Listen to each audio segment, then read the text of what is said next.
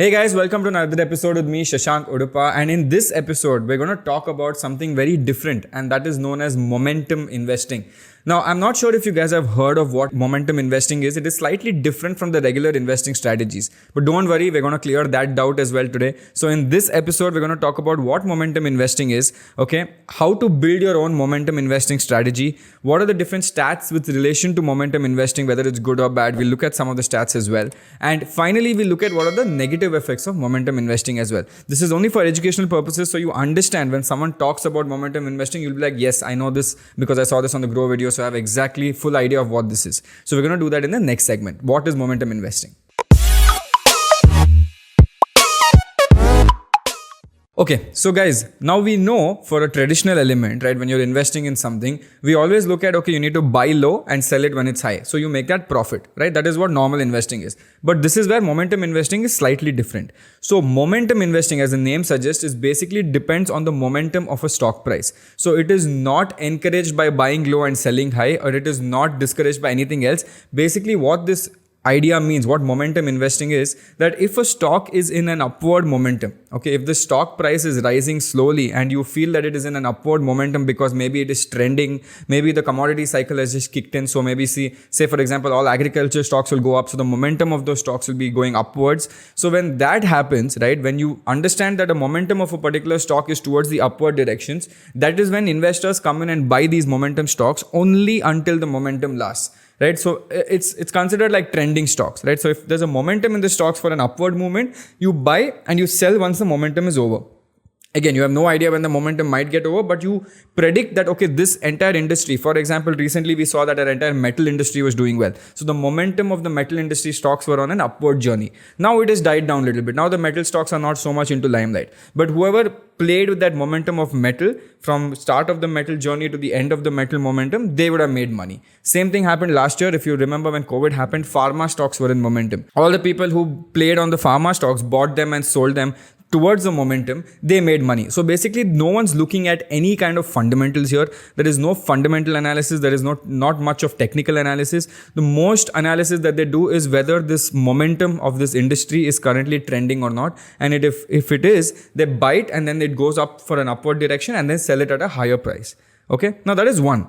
But there's another way to do this as well. The other way is reverse. Okay, assume there's some kind of a bad news. Okay, government changed some new GST tax slabs and, some type of industry, maybe say for example, paper industry came with a higher tax slab. You and me both know that the entire paper industry will start declining on a downward trend. So what a lot of people do, they even catch negative momentums, right? So they actually short sell the stocks. Okay, when it's going down constantly, they sell it first and then they buy it at a lower price, thus making the profit there. So momentum does not always have to be up, okay? It can also be down. It can be upwards and it can be downwards as well. Now, let's see how you can build a momentum strategy in the next segment. Okay, now in this segment, let's figure out how you can build your own momentum strategy. Now let's look at this. There are a lot of ways to build your own momentum strategy, but we're going to refer to a book which was written by Jack Bogle and Wesley Gray, and it was called Quantitative Momentum. And let me tell you some of the interesting things that they figured out in this book that might help you build your momentum strategy. Now, in this study, in the whole book that they gave out, there were 3 types of momentum stocks, okay, or 3 types of momentum, not stocks, but 3 types of momentum. And what were they? Okay, one was short-term momentum, which was basically returns analyzed for a particular stock over a period of 1 month. Okay, short term. Then there is long term, returns analyzed over a period of 5 years or 60 months. And then there is medium term, returns analyzed over a period of 6 to 12 months. So 3 types of momentum strategies are there. Now, when they did this analysis, both Jack Bogle and Wesley Gray found out that long term, okay, which was the 5 years, long term momentum, and short term, which was 1 month, can lead to reversal of gains. Okay, for example, what is reversal? Return reversal means basically if I invest in something and I'm waiting for that momentum to pick up for the next 5 years, the chances of that, just reversing the trend, whether it's going up, suddenly it'll go down, or if it's going down, suddenly it'll go up. The possibility of that is high in long term, and the possibility of that is there in the short term, which is less than 1 month as well, because it can tend to be volatile. So that is what they said. But interestingly, the medium term that we spoke about, which was 6 to 12 months. So what they've said is that medium term actually exhibits a continuation of returns. That means, for example, what they've found out from that book is if that the 6 months, the medium return momentum stocks, if it is consistently doing well over a period of time, that means it will continue to do well over a period of future time as well. And same way, if it is continuously doing bad, like if it is performing poorly, it will continue to perform poorly as well. That is what medium term stocks look like. So 6 months to 12 months ka jo range hai, in that range, if it's constantly going in an upward direction, then for 6 to 12 months, it will go in an upward direction, or it might go in the downward direction as well. But now, it is not that simple. Okay, you might be like, no, but Shashank, nobody can predict the market. There might be a possibility where it can go down also. Yes, I completely agree. So this is why you cannot bet on continuation. Okay, if you're telling me that this will continue to go up all the time, that is not the case. Now, what you should do at this point, right? What you should do at this point, you should keep tracking those momentum stocks on a monthly basis. Every 1 month, every three months, you should see how the returns are playing. Now, both Jack Bogle and Wesley Gray actually predicted that for a shorter holding period, the portfolio that you have has to be constantly rebalanced. So rebalancing is basically the process where the investor, restores the portfolio for its target allocation. Just tries to amend it so that there's no heavy weightage on a particular stock. What happens is, while practicing momentum like this, if you're trying to do a momentum strategy or if you're building your own momentum strategy, one thing you need to realize is you can't over diversify. Okay, you need to have a smaller concentration of stocks. Don't have 20-30 stocks in the portfolio because you will not be able to get the true value or true gain of the momentum. So ideally, you should have a concentrated portfolio, and by that I mean you should have less stocks in your portfolio, not too many stocks. And if you have less stocks in a portfolio than a diversified one, you can adjust the returns in a proper way and keep rebalancing it all the time. Now, there is another thing that comes when you're building a momentum strategy, and this is something called as price path. Now, what is a price path? Now, the price path of a company should be smooth to ensure that this might do well over a period of time. For example, if a stock over the last 6 months is slowly going in an upward trend, the possibility of it going in an upward trend is slightly higher than a stock that has been going up and down, up and down, up and down. You cannot predict where this is going to go. Right? They call it like a lottery stocks because it's so volatile. It might suddenly go up one day, suddenly come down 5%, go up 15%, come down 20%.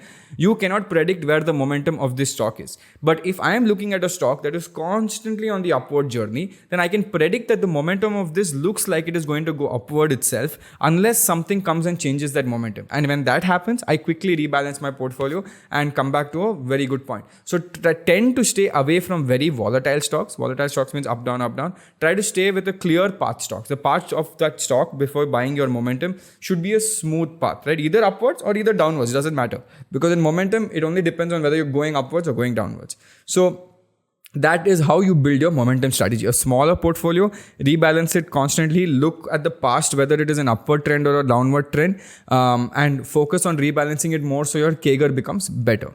Now let's look at whether it actually works. Okay, you're like, Shashank, okay, you're talking about momentum investing, momentum strategy, but show me some data whether it actually works. Now, does momentum strategy really work? Let's look at some historical data. So according to the book, Jack Bogle and Wesley Gray, what they did was they applied their momentum strategy on the US large cap and mid cap stocks from the year 1927 to the year 2014, approximately over a period of time of 87 years, and studied how the returns would look on a monthly basis. Okay, so I'm going to show you some image here. Just look at this. Now, if you look at from a CAGR perspective, CAGR is basically compounded annual growth rate. Momentum strategy gave a CAGR of 15.8%, beating the S&P 500 index by 9.92%. So S&P index was 9.92 and momentum was around 15. So it beat it by approximately 6 to 7% extra, right? 6% extra. Now, if you look at standard deviation is basically the general volatility of the portfolio. Matlab kitna upar, how up and down it will go. That is what standard deviation talks about. Momentum strategy, if you look at the deviation, it's higher than the S&P index. It is at 23.89%, whereas S&P is slightly lower by 19.1. That means the S&P index is less volatile than the momentum strategy. What is downside deviation? Downside deviation, matlab how much your stock can deviate towards the lower end, matlab in a loss perspective. So if you look at momentum strategy, it basically talks about 17.56 was the momentum strategy's downside deviation, and S&P 500 index had 14.22. And look at the best month returns. Momentum strategy had 31% in its best month, and S&P had 41% in its best month. So there S&P was slightly better. If you look at the worst month they had minus 31.91% in momentum strategy and minus 28% in S&P. Again, S&P was better in the worst month and best month returns. But if you look at profitable months, momentum strategy had a 63% rate and S&P 500 index had a 61% rate.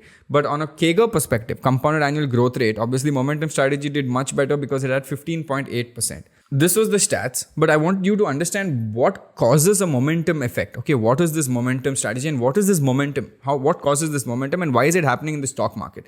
Now, I'll tell you why, it happens in the stock market.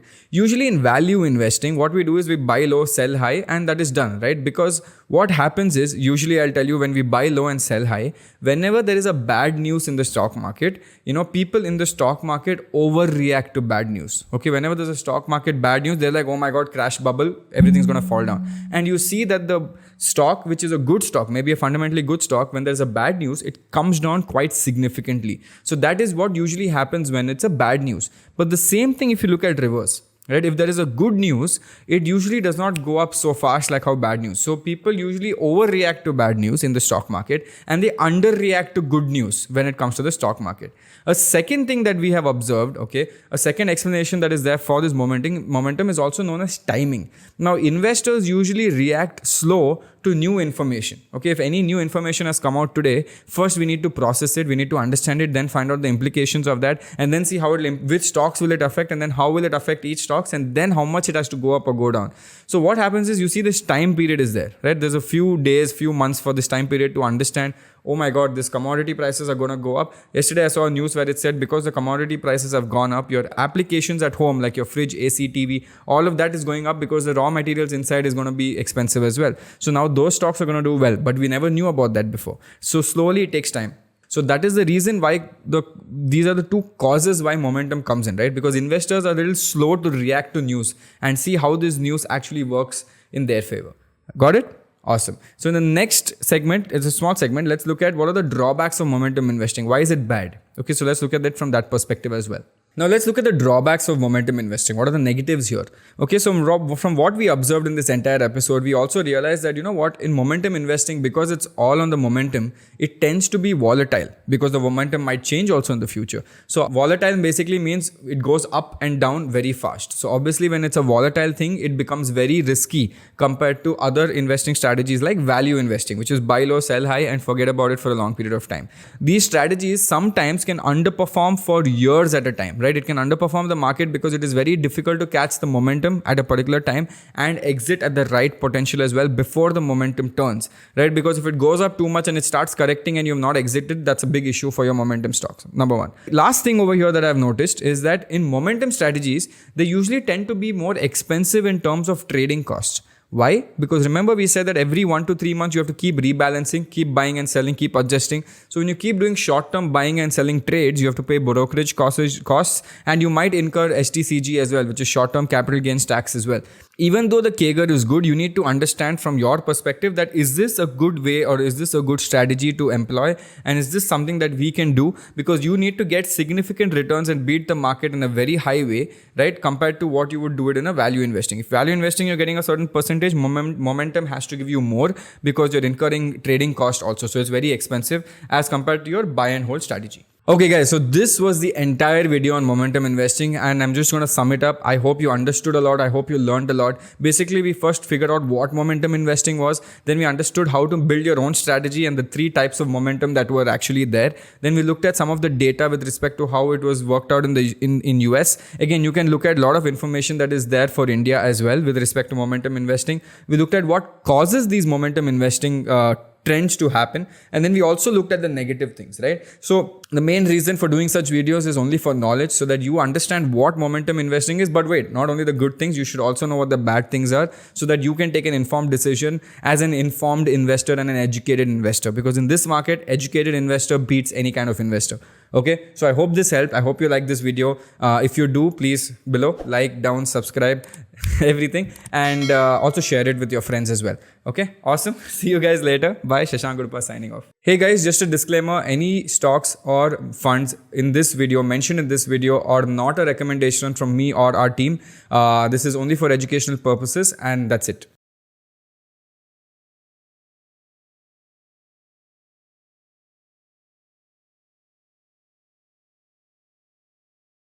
Investment in securities market are subject to market risks. Read all the related documents carefully before investing. Please read the risk disclosure documents carefully before investing in equity shares, derivatives, mutual fund, and or other instruments traded on the stock exchanges.